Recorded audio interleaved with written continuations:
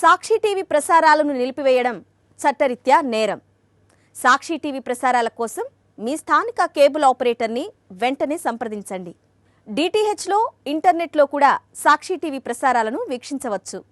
14 ఏళ్లు సీఎం అని చెప్పుకునే చంద్రబాబు తన హయాంలో ఒక్క మెడికల్ కాలేజీ కూడా నిర్మించలేకపోయారన్నారు మాజీ మంత్రి ఉషశ్రీ చరణ్. వైఎస్ జగన్ తలపెట్టిన వైద్య కాలేజీలను ప్రైవేట్ పరం చేయడాన్ని తప్పుపట్టారు.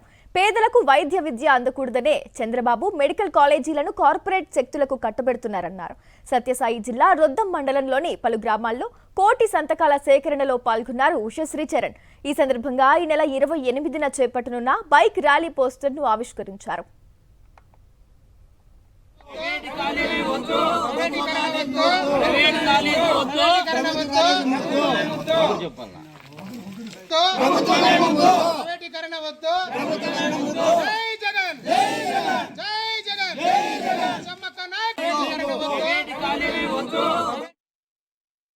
బీద సాదా ప్రజలందరికీ కూడా అందుబాటులో గవర్నమెంట్ హాస్పిటల్, గవర్నమెంట్ కాలేజ్ రావాలి.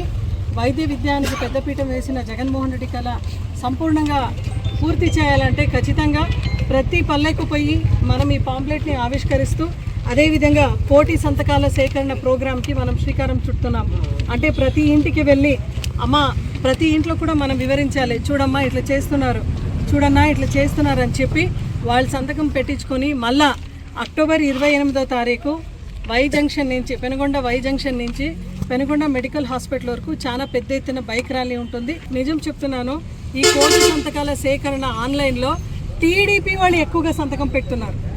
అంటే చంద్రబాబు నాయుడు గారు చేస్తూ ఉండేది ఎంత రాంగ్ అని వాళ్ళే చెప్పుకునే పరిస్థితిలో ఉన్నారు. కాబట్టి ఈరోజు దయచేసి అందరూ కూడా మంగళవారం జరిగే ఆ బైక్ ర్యాలీలో అందరూ కూడా వచ్చి పాల్గొనాలని కోరుకుంటున్నాను.